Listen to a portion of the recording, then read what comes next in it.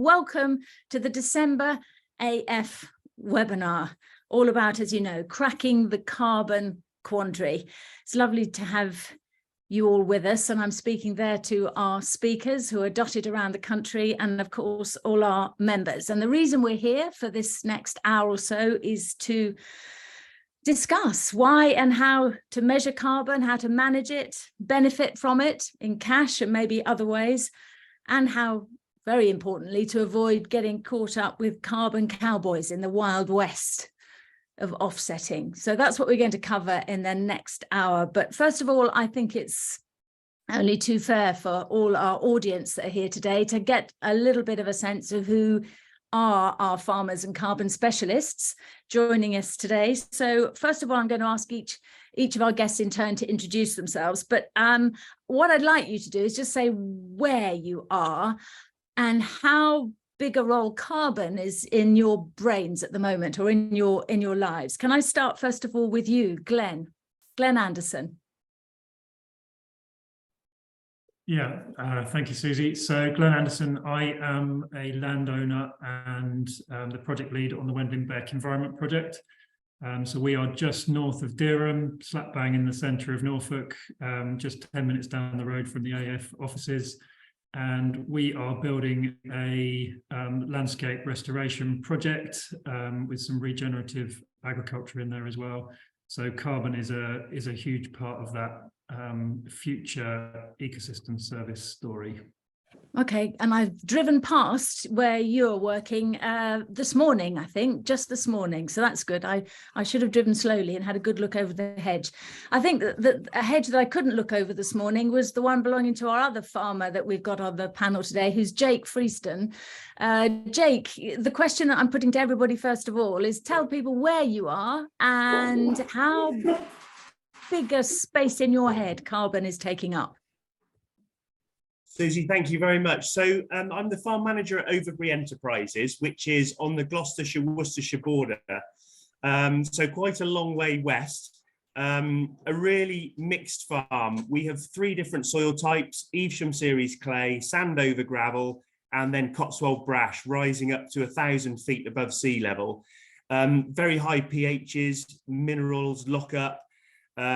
So our attention to detail on soil has really improved over the last few years.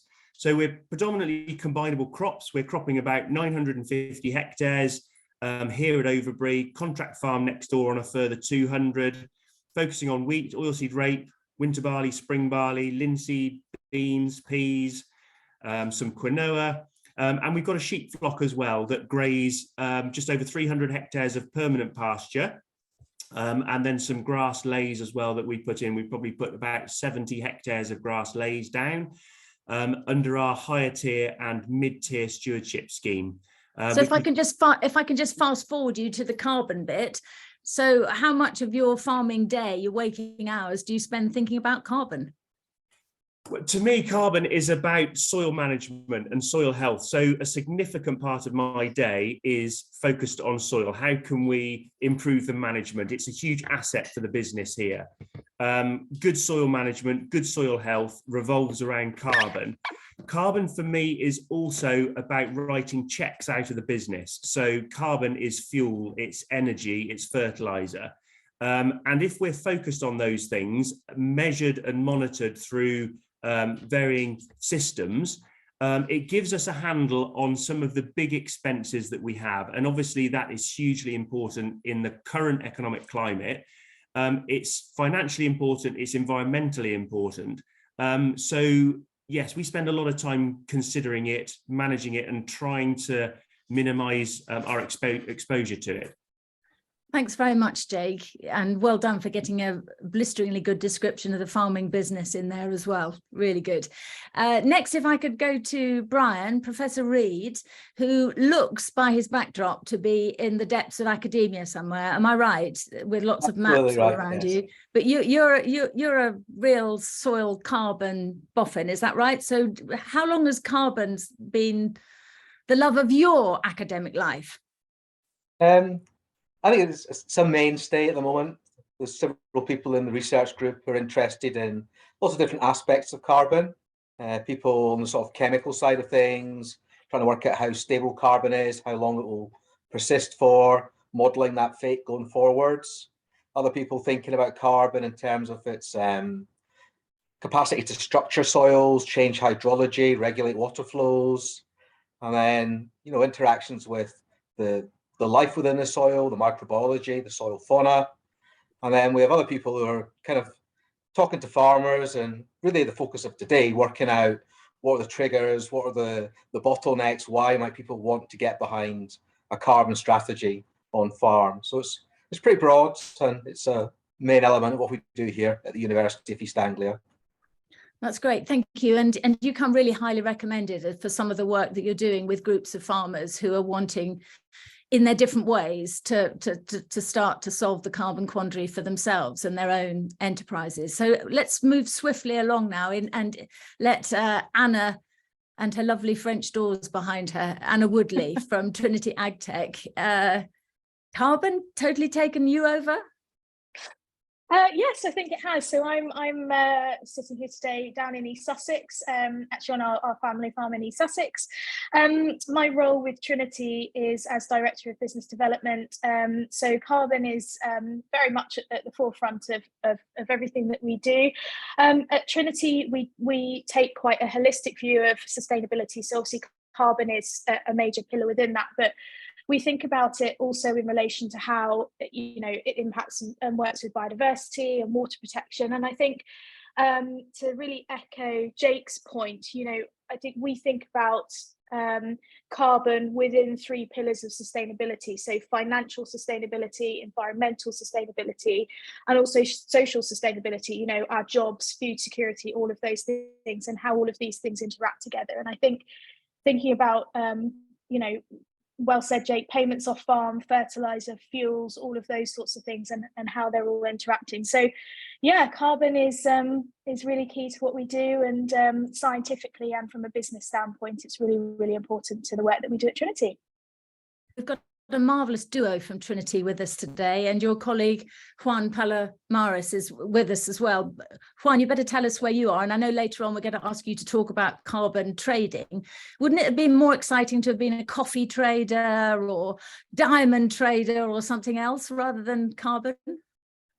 Well, actually, I used to do trading in different type of things, equities, rates, and commodities. But actually, carbon trading is the most interesting one of all of them. I am the managing director of Trinity. You can see it here, Trinity Natural Capital Markets, which is the sister company of Trinity Agtech, where Anna sits. And yes, carbon credits and carbon markets is one of the things that we do. And we basically help farmers. We kind of democratize the market for farmers so that they can access the latest science and the methodologies without having to rely on other people. But that's not, I mean, that's not the only thing that you as a farmer can do. Obviously, that's an additional source of income. But at Trinity Natural Capital Markets, we just think holistically about different ways to monetize your sustainability efforts. And that can be in the shape of the new subsidies, obviously, sustainable labeling, green loans, and many different things that you can think of. So that's basically kind of the ethos of what we do. I'm very happy to chat about it in further detail later. Yeah, you summarized it so beautifully, simply and poetically there with that lovely accent of yours. I'm sorry, I'm always a sucker for a lovely accent, but you make it sound so simple and smooth. But as we know, there's a bumpy road ahead. I'd like to ask a question now to all our audience that's joining us. We had over 75 of our members register to be part of this. Now, look, imagine if carbon on farm, working with it, making the most of it, getting the benefit from it was on a scale of 0 to 10. If you haven't started anything to do with carbon, then you would give it a score of 0. If you're absolutely all the way there, sorted, done it, on it, getting money from it, and it's a 10. In the next couple of moments on screen, in the chat box, because all our audience, you're going to stay on mute. The only way you can communicate with us with questions or with your voting or whatever it is we ask you to do will have to appear in the chat box. So there we are. I ask all our audience now, on a scale of 0 to 10, where you are in your carbon journey, and then we'll have a little look at what those numbers look like. I am not alone here at AF. I have my colleague, Sophie Britch, just off screen, who is beavering away at the master screen, who will collate those numbers. But let's get down to some of the nitty-gritty of counting carbon in business. And this is specifically perhaps for Jake and for Glenn. We'll go to Jake first. I'd like to know, I think you covered it a little bit in your introduction earlier on, because you're bursting with good advice on carbon, but what motive for you? What was the tipping point to make you start to think, I want to count carbon in the farming business and actually in the estate as a whole? What was the tipping point? What was the thing that thought, right now? For us, Susie, the first interest in carbon was actually from one of our customers, Sainsbury's, and their lamb development group. They wanted to look at the carbon footprint of lamb production. And this was over a decade ago. And so that was our first introduction to it. And at the time, honestly, it was a bit of a tick box exercise. This is what the customers want us to do. Okay, we'll go through it. It secured us another 50p a kilo on a kilo of lamb. So, economically, it was a no-brainer. That was sort of the first entry into it. And then following on, when I did my Nuffield Farming Scholarship in 2013, carbon is very much related to soil health. And the interest in soil health and carbon do go hand in hand. So managing carbon in the system then became quite a focus. And from a regenerative agriculture point of view, it's not just carbon, but it's nitrogen, how you can manage that carbon nitrogen cycle. And the more you learn about soil, improving organic matter in soil, how to do that, the more the interest was sparked about carbon. And then you fast forward to the last sort of 3 or 4 years, started looking at different carbon calculators, probably 5 years actually, different carbon calculators. And we've played around with several of them over time. But actually, getting a handle on your carbon footprint for us is a key metric in terms of our productivity. Our footprint in terms of our environmental credentials is really important. And it also enables you to draw a line in the sand to try and measure yourself year on year to try and improve that. And it's only really in the last 18 months since we've been working with Trinity Agtech and Sandy, the carbon calculator platform, and through our own company, the Green Farm Collective, have we really ramped up that carbon interest in terms of actually there's a value here. There's always been a value with improved production, but actually there's a value to the business in terms of what we can do with that carbon once we know what we've got. And whether that value is to the overall wider estate here, we've got other departments, a holiday house, nursery school, a shoot, building department. When we look at the whole business from its carbon footprint, the farming and the woodland have a contribution to be able to offset some of that internal carbon. But then actually there's also an income that we can receive from any excess carbon. And to me, it's about being net zero and below and actually selling that offset, selling the carbon that we've absorbed, not greenwashing by sort of replacement of things. If we're going to do this for society, we need to do it properly. Love that phrase. So just to remind us then, the journey that you're on, you said the last 18 months you really made a difference, but from when you started, was that sort of 5-6 years ago, did you say? The Sainsbury's Lamb Group was about 2011 when we started doing that. Okay. So we've been playing around for over a decade with it. But it's really in the last 5 years that we've looked at more carbon calculators, and 18 months working with Trinity. It might even be nearly 2 years actually now working with Trinity Agtech and Sandy. Okay.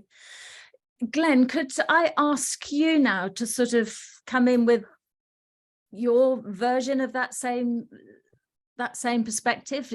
Similar with Jake, you were dragged by a supermarket first and then thought, actually, perhaps it's a good idea anyway, or what happened to you? Yeah, so slightly different approach, and I do apologise. I've turned my camera off because my bandwidth is a bit flaky. But yeah, so coming at it from a slightly different angle, but lots of overlap and lots of synergies. We're looking predominantly at taking a reasonable amount of land out of production and actually using that to build carbon back into the soils, but also the above ground landscape as part of this project. There is some regenerative agriculture in there as well, so we're working quite closely with Brian at the UEA and that team around how different habitats are sequestering more carbon into the soil. I think as a kind of a wider view of this, it was part of the reason that we took this approach in the first place. So we were, in our mind, climate change is one of the biggest sort of single threats to food security that we've got.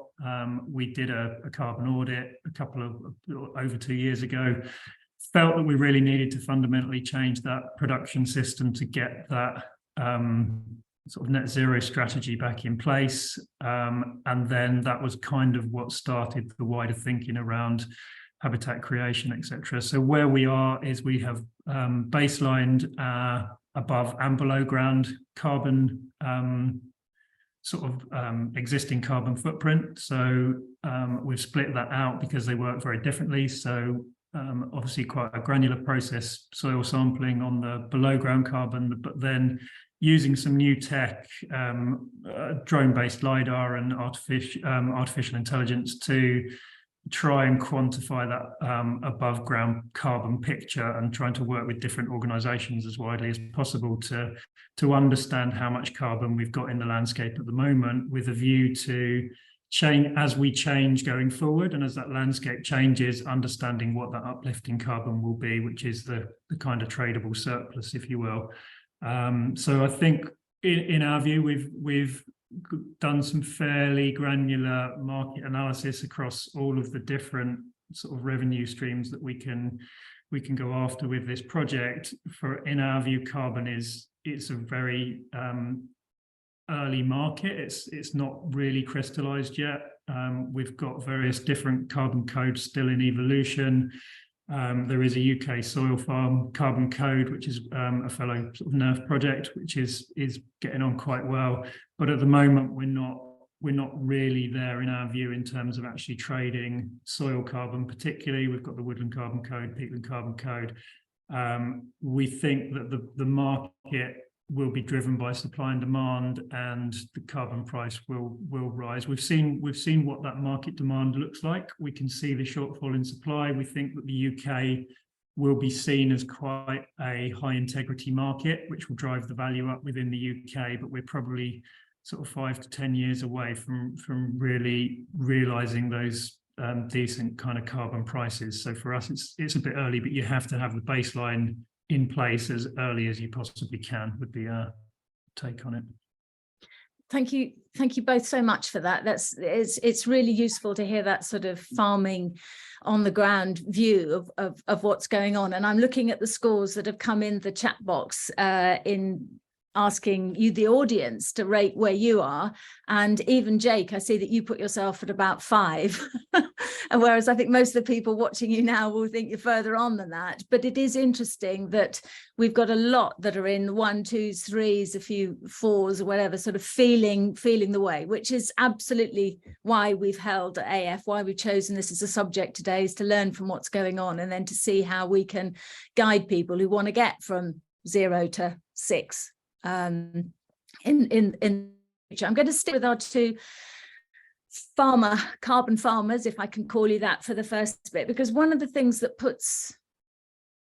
I've heard AF members say puts them off, or is a bit of a stumbling block at the moment, is they just think there are all these different systems out here to measure carbon, and they don't all agree with each other, and there's that kind of sigh, it's going to take me a lot of time, I don't like sitting at a computer trying to fill things in, you can't measure it anyway, who's going to take all of those kinds of sentiment. So coming back to Jake and Glenn, you first. How many Glenn hours did you, or have you, or do you continue to spend on actually measuring the carbon in Wendling Beck? Too many, probably. Yeah, I That's mean, honest. Yeah, it's. I mean, we're looking at a kind of a series of different natural capital assets as well as carbon. But we, we are putting quite a lot of focus on carbon. We do see that it will be a big market. We also have this kind of conundrum, which is known as kind of stacking and bundling, which is the principle of stacking different revenue streams from ecosystem services on the same parcel of land. So we're There we are. that's a new phrase for me: stacking and bundling ecosystem services. Yeah, so this is the principle of delivering some form of nature-based solution for a willing buyer, basically. So there's things that we can do within the land, whether that's sequestering carbon, or whether that's creating biodiversity for biodiversity net gain, or taking nutrients out of the system for nutrient neutrality. They're all kind of tradable assets. Government have a view on this principle of stacking these assets together. So I think we'll get something later this month called the Ecosystem Market Framework, which will start to dictate a few early rules around how you can play with the different potential revenue stream. So that actually has quite a big impact on carbon in terms of how you can sell it. So at the moment, the carbon markets are generally voluntary. So in the UK, we have the Woodland Carbon Code and the Peatland Carbon Code are the most sort of evolved. There isn't really anything for soil carbon specifically at the moment in terms of a code. So you're back to kind of gold standard and Vera, which are international standards. But these things are coming on stream quite quickly. That starts to kind of realize a market. We can see that as organizations kind of shift to net zero towards sort of 2030 and then 2050, we're going to see quite a big demand for offsetting carbon. I sympathize with that view that it's complex. There's multiple kind of methodologies out there, and nobody really knows exactly which ones will stick. So that's a tricky one. I think Brian will probably come on to talk around carbon stability and the importance of soil permanence, or carbon permanence within the soil profile, and that's something that we need to be very careful with soil carbon particularly. But it is early days. It's a fledgling market. I think it will be a big revenue stream for farmers and landowners going forward. I think there's probably quite a lot of thought about how and where they sell that carbon. So keeping it within the supply chain. Farmers long term are probably not going to be immune from this kind of polluter pays principle, so it's likely that they'll need some of that carbon, as Jake sort of alluded to offset their own carbon footprint within their own businesses. So I think there's a rationale there for saying, well, look, let's not go into this all guns blazing early doors. Let's just wait for the market to materialize a bit more before we do that. But in the meantime, let's start understanding a lot more about carbon. And again, as Jake said, just the fundamental kind of agricultural principles of building that soil carbon are critically important for driving value through those agri businesses as you're kind of growing those crops. So there's a kind of a double win there for farmers. It's not all about the kind of the selling the surplus carbon. So I think as people start to understand that in more detail, particularly with input prices where they are, synthetic fertilizers have a degradation within the soil carbon profile anyway. So the more you're kind of using inorganic or organic fertilizers and kind of building that soil profile to uplift the carbon, then that's a kind of a win-win as well. You're using less inputs, and you're building that soil profile up, which is going to give you much better yields as well. So okay, thanks early days. Glenn.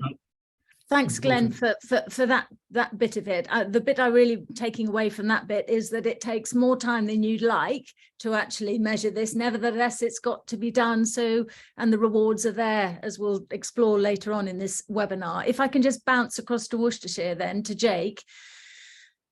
How long did it take you, or how long does it take you now to measure both your carbon emissions and your soil carbon, etc.?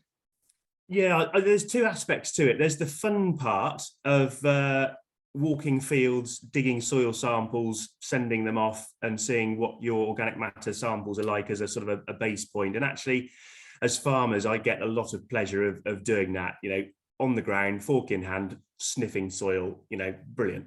So that's one thing that is exciting. The investment in time in a carbon calculator, you get the return that you put into it. So you can do a carbon calculator in an afternoon, and I've done it here on the farm. How accurate is that? How resilient is that? How robust is that going to be in a few years' time? It's dubious. But having said that, it is a measurement. And if you are using the same calculator every year, putting the same input into it, you will be able to see a trend as to where you are on that journey. And that might help encourage you to go from a score of 1 to a score of 2. I think there are, and Anna and Juan will talk a lot about the Trinity Sandy platform that we're using. There is a lot of data there. It has a huge degree of integrity because it is a very big and interactive calculator. So it does take a lot of time to be able to put that information in. Now, there are things to help in terms of not AIs, because that's the wrong word, but being able to use information from current farm management software to pre-populate some of these things. And that process, once it's set up, actually then makes it easier. So it depends on where you want to go with it as to the investment you want to put in. But for us, what's important is that we're measuring it. We're going to be measuring it every year so we can track our progress, and it will drive change in the business. And it also wants to be as reliable and as robust as it possibly can. We don't want to have sold carbon and then in 5 or 10 years' time have somebody coming knocking on the door and saying, actually, Jake, you owe us some money because what you put in there was complete rubbish, and you haven't been sequestering as much as you thought you would. And it also helps with business resilience. I think that's something, again, to put into this. It's how you can look at one of my first comments was carbon equals money going out of the business in terms of fertilizer and fuel. And even if your carbon calculator is just a tally of how much fuel your tractors are using, well, let's just say it's 50,000 litres. Let's say next year, right, how do we get that to 40,000 litres? What does that look like at £1.12 a litre? That's a significant saving. So you can go as far down that line as you want to. And if you want to get into selling and trading carbon, then you need to go to that higher degree. If you're just doing it for your own interest, then you might take a different path. Thanks, Jake. So we've got a couple of questions that are coming in through the chat now, and I say to everyone in the audience, if you've got questions for any of our speakers or comments, then do put them in there, and we'll have a look at those in a moment. But I want to whiz across now. Where am I going? Sorry, to Anna. I think Glenn was sort of selling the advantages of doing it in the bigger picture, and you're going to derive revenue for this. Jake actually said that there's a fun part to measuring farm carbon. What do you add to that from your experience then as to why it's valuable for a farming business to create and understand their carbon assets, as you call them? And everybody likes to have assets, don't we?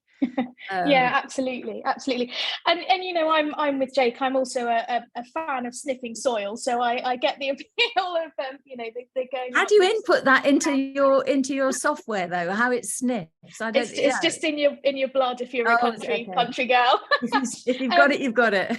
If you've got it, absolutely.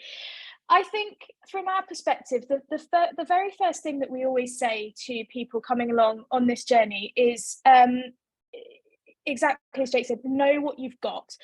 And these are assets, not just the carbon piece, but the whole natural capital asset register, as we would refer to it. So I saw a question that came through about trees. Absolutely, trees that our farmers are stewards of our countryside. Let's just give that question in full. It's sure. From PC. I don't know whether that's actually his device or it's his initials, but he says, do existing trees count towards offsetting farm carbon footprint? Do you want to just deal with that one while you...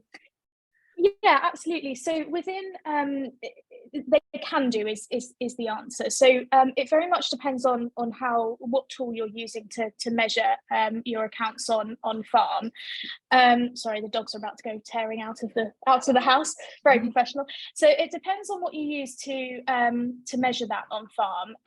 In terms of trees, they, not all trees are created equal. So certainly within sandy, trees are accounted for. We do pay attention to, whether they're within field, outside of field, but certainly woody biomass and the age of tree is certainly something that you can look at, and within our system is taken into account.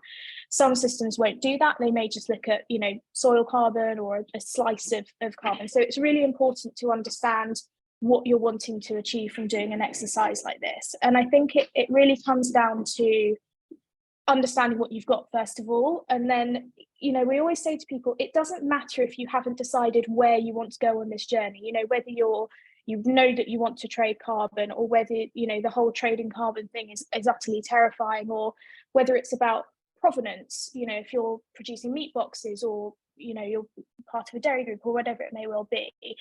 That's absolutely fine, but the starting point is to understand what you've got, to get that baseline, and just to really know what those assets are. And I think just to ring back to carbon is often about inputs. Where we are with on-farm pricing at the moment is really important to this story. And it just so happens that in terms of sustainability, the three big things in terms of carbon are fuel, fertilizer, and tillage.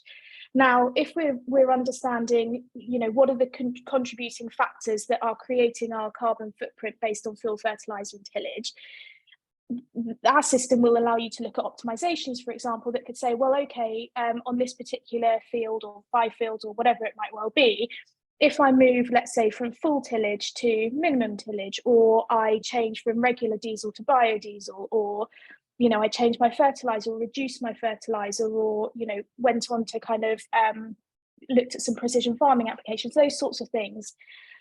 Actually, your numbers are reducing, your carbon footprint is improving because you're potentially reducing those things. But if we think about the financials associated with that, also, you're then really starting to understand how you can improve your on-farm efficiencies. And the benefits of those start to become twofold. You're then opening up opportunities for potentially revenue generating from carbon itself, but actually your whole position, and to echo again Jake's point, this business resilience piece is really important. So I think we need to look at it less kind of one-dimensionally, and really understanding how, as farm businesses, all of these things are interconnecting. And again, it's the same with biodiversity as well, and of course water with nitrogen. So I think for me, that's really an important thing. Know what you've got, understand how you can optimize it, and then you can start to make decisions.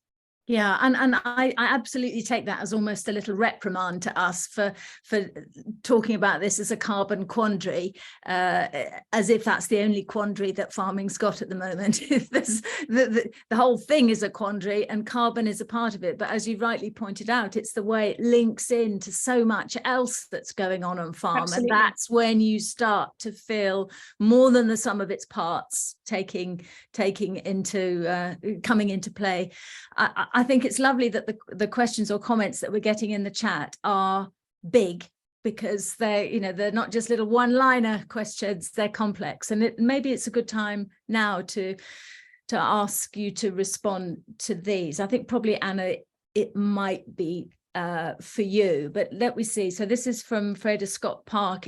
We're in Scotland, they say, and things are a little different up here. We've been using the SAC's AgriCalc for 5 years, but the algorithm has to cope with a huge range of farm types and land types. Yeah, welcome to UK farming. That's what it's like, isn't it? The variety. But for our small organic farm, it says we are pariahs because our slow growing stock go off farm for butchery just before 30 months, therefore not efficient. Lime spreading counts against us. Would you agree there's a way to go to get a secure algorithm to be able to compare carbon status? Anna, if you've got people that are willing to count and then they find, hang on, that's not fair. Yeah, it's a really important question. I think one that comes up a lot.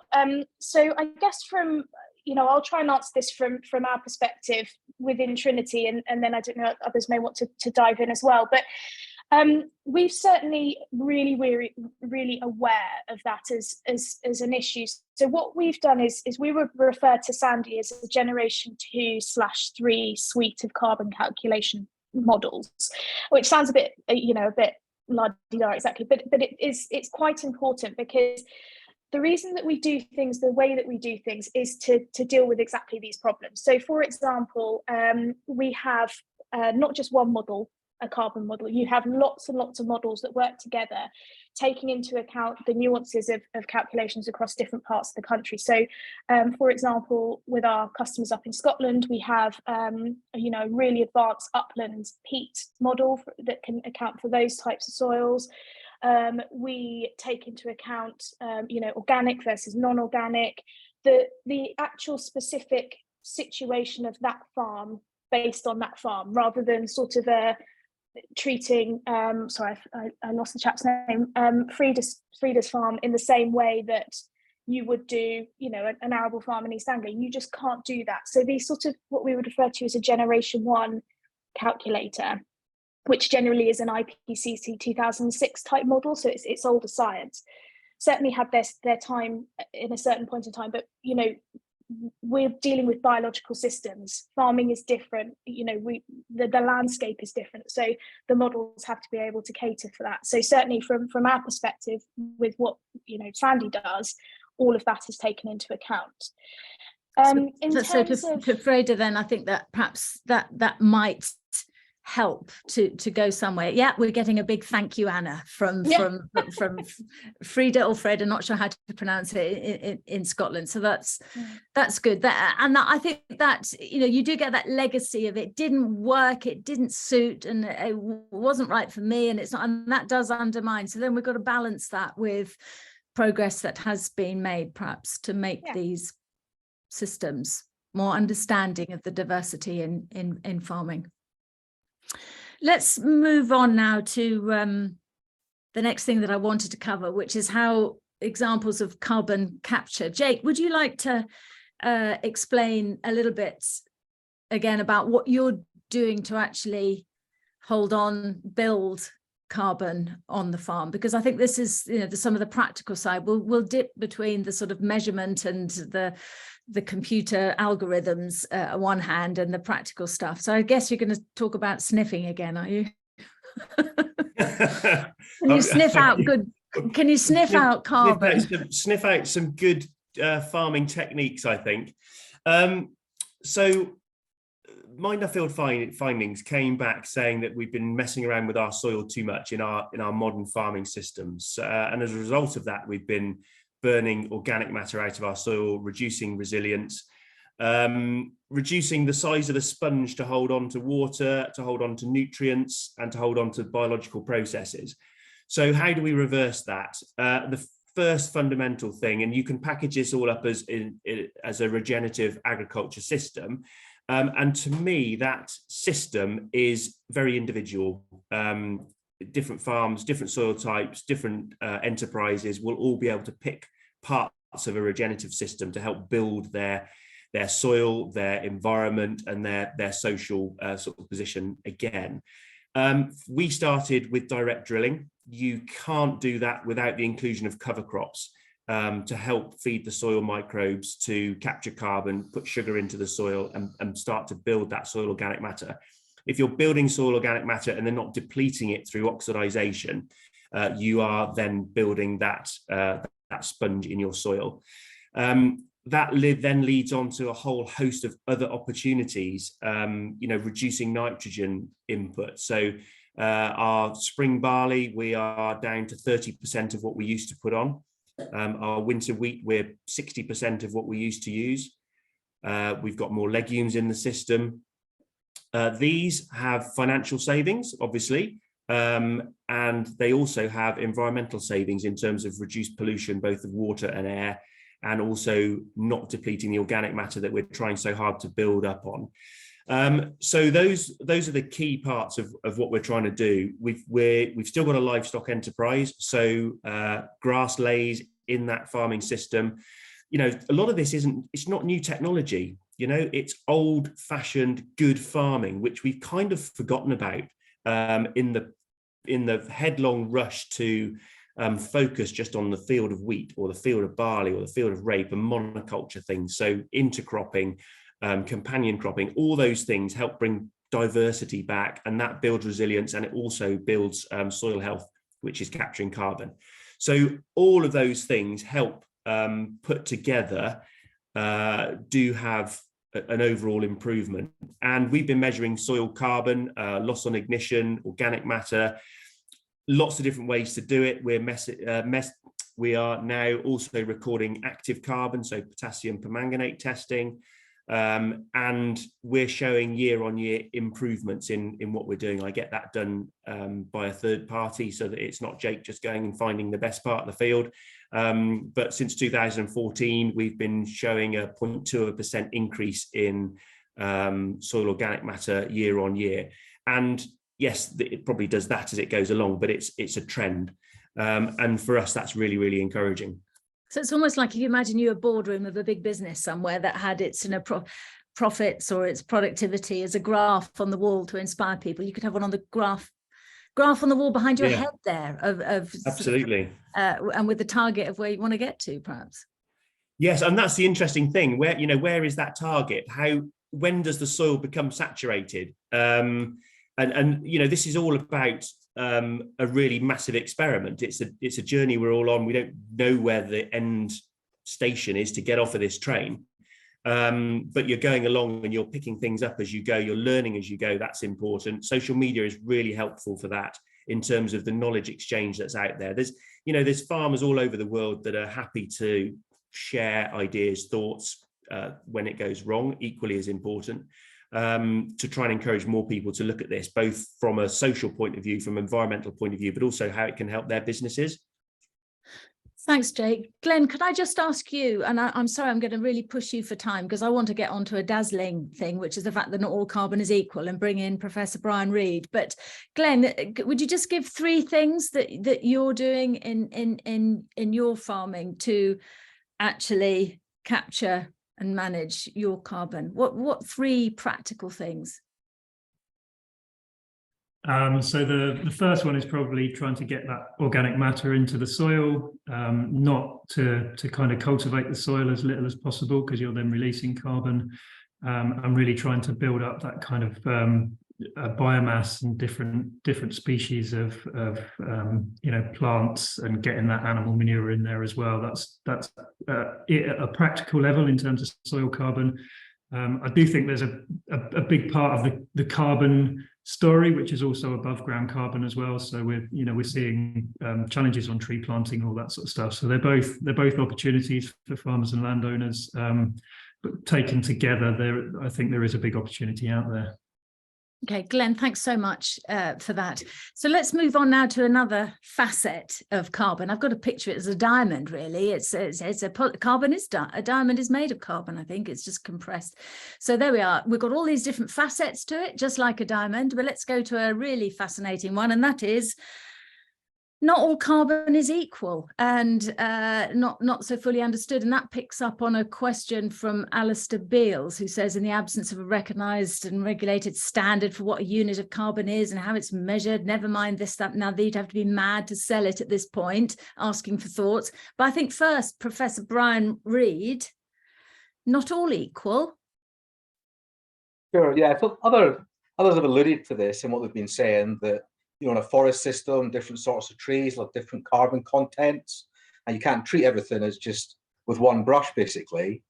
So, in the soil system, I guess the sort of carbon that it will direct how long it hangs around for, how long it persists for, and depending on how you're building those soil carbon stocks, that will govern the sort of carbon that's been put into the system.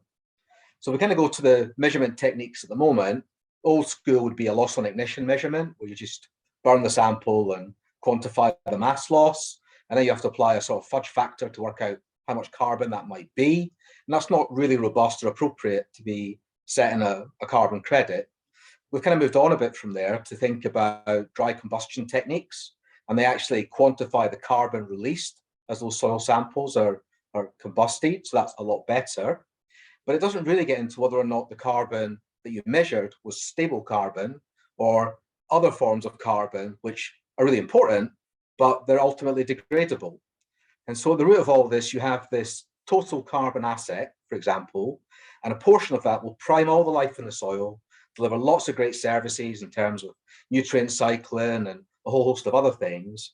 But that carbon is being consumed by the microbiology, by the other life within the soil, and it's being released as carbon dioxide back into the atmosphere.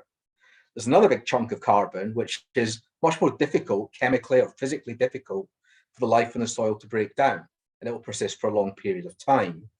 And what's not really resolved in the whole landscape around soil carbon is, to what extent do you really need to know the persistence of the carbon, or is it okay just to know the total amount of carbon that's there?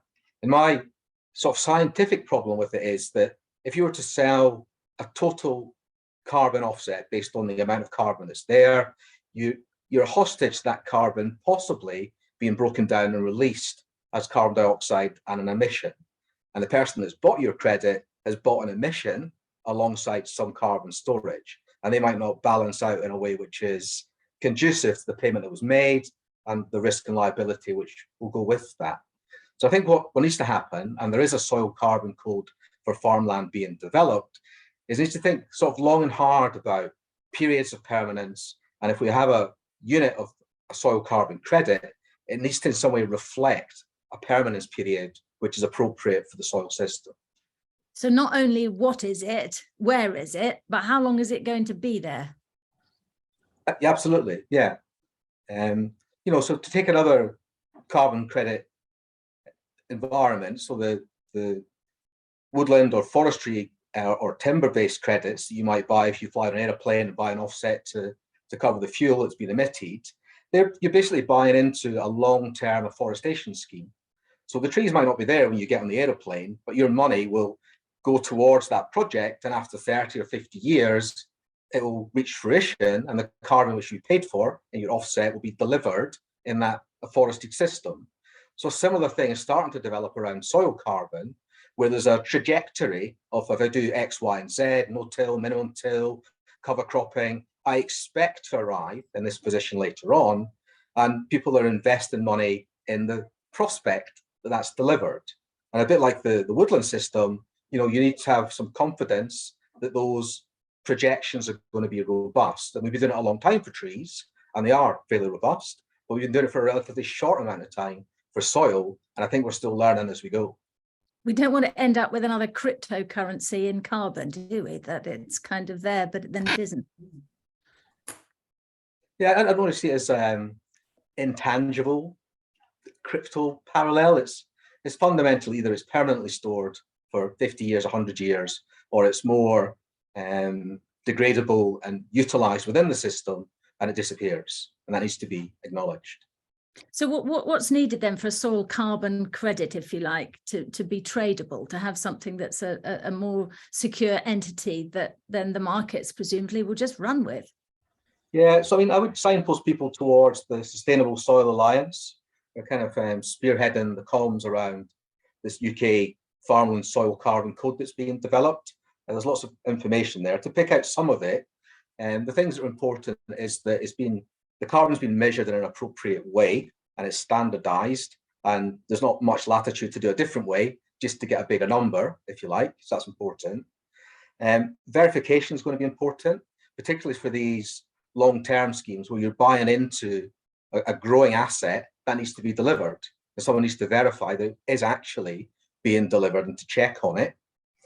And then, as I kind of elaborated on, the permanence of the carbon is important to me.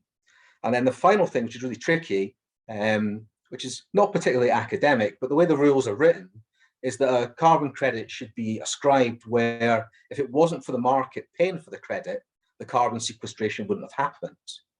So in these forestry schemes, the afforestation is happening because someone's buying a credit to drive the afforestation. In a farming setting, it's more difficult to say, oh, I wouldn't have gone to a cover crop, or I wouldn't have gone to a low tillage regime had it not been for the payment that I receive for the carbon that I'm building. And that's called additionality. And fundamentally, additionality is written in to the carbon credit, any carbon credit system. And it's a challenge because we're early in the cycle and because soil's a challenging medium to look at for that to be robust at the moment. A very quick question for you, Brian, that's come from an AF colleague here who said, who's devising the soil carbon code and when will it be a standard? So I can't remember what sort of grant it was, but the FWAG Southwest group were awarded some money to start to develop it. And they've more recently aligned with the Sustainable Soil Alliance, and together they seem to be pushing forward in parallel. Okay. All right. We have contributed at Trinity alongside other peers to the code as well. Okay, that's good. Juan, you came in at exactly the right moment, because I was going to introduce you then and say we better have a look at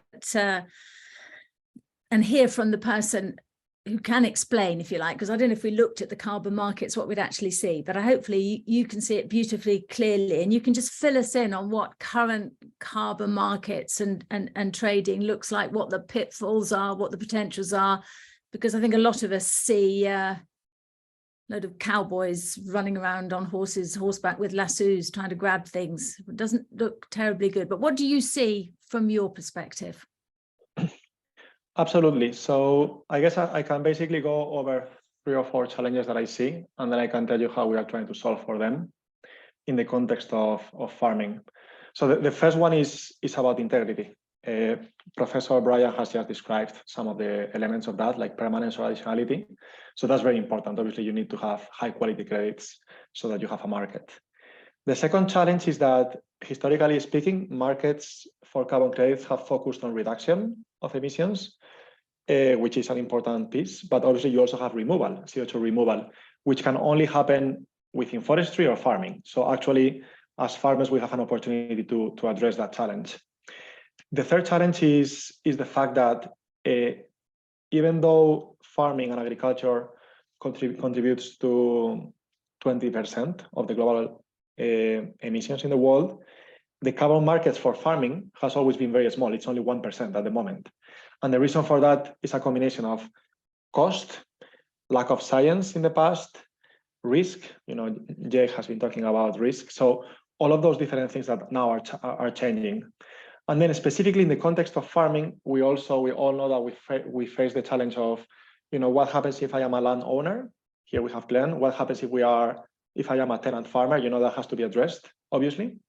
And then finally, you were talking about cowboys, right? And the fact that at the moment, it typically happens that you as a farmer, you don't really understand a methodology. You may not have access to the science, and what you need to do is you need to basically rely on a piecemeal approach where you may find cowboys, and that's obviously an issue. And again, just trying to be succinct and brief, at Trinity, what we have done is we have taken basically the best methodologies, and this is why we are contributing to the UK Carbon Code. We have also taken the latest science, so 2019 IPCC, Tier 2 and Tier 3 methodologies, and we have coded all of that in a piece of software, which is meant to be friendly. And what that means is that you as a farmer, you effectively get access to the software. You provide information about what you do on a day-to-day basis, things like fertilizers, practices, fuel, etc., those type of things. And then what we do is we give you back kind of what we are talking about. We give you back where you are today, which is your baseline, and then how you can improve with tailored suggestions to you. So that's basically a way to help. The other thing which is very important, and I see some questions in the chat, is that at Trinity, we have a policy of not leaving anybody behind. We don't focus only on arable farmers with more than 100 hectares. We actually cover, all sorts of croplands, grasslands, peatlands, woodlands, any size, any level of sophistication. And then we try to be flexible and to always give the power back to the farmers. So some farmers may want to focus on backdating credits for things that they've been doing in the past, which are great. Spot transactions, which is what you're doing today in this harvest year, or forward contracts, thinking ahead, and like obviously you as you are running your business, you have to plan ahead, and in a way that is non-prescriptive, basically, depending on who you are, your geolocation, the type of practices that you follow, you may want to do different things, which have a good impact, and so we cover for those. And we obviously allow both tenant farmers and landowners to come in place. And this leads to the last thing, and and I'll let my colleagues to keep chatting, which is the risk management framework and the contractual terms.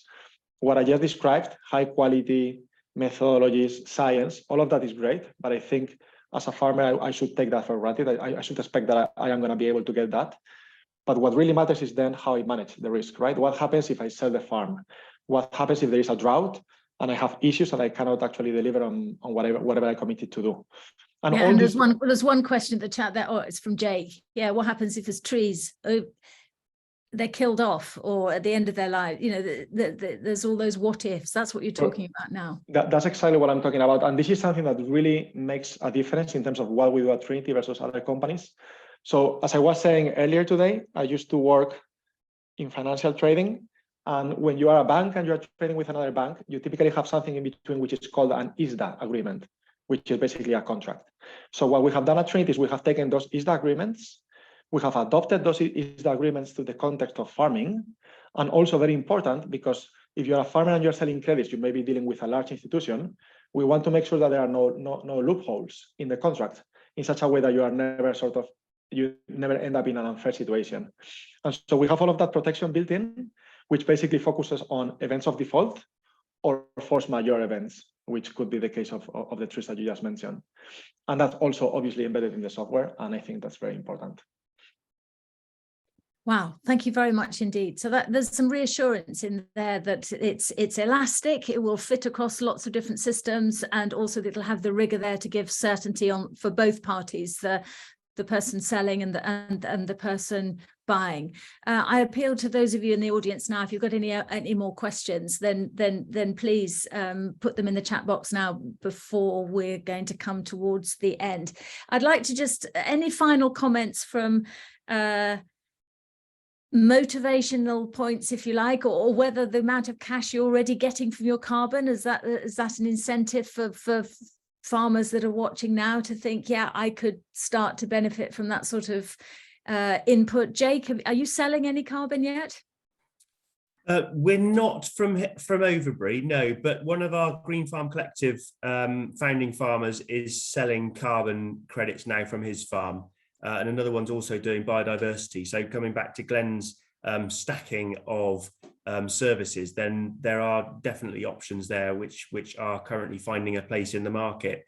For us, it would be important to cover our own carbon position first, and then also have the ability to decide who we want to deal and trade with. Do they align with us in terms of some of our ethics and the way we run our businesses here? So that would be one of the key points for us going forward.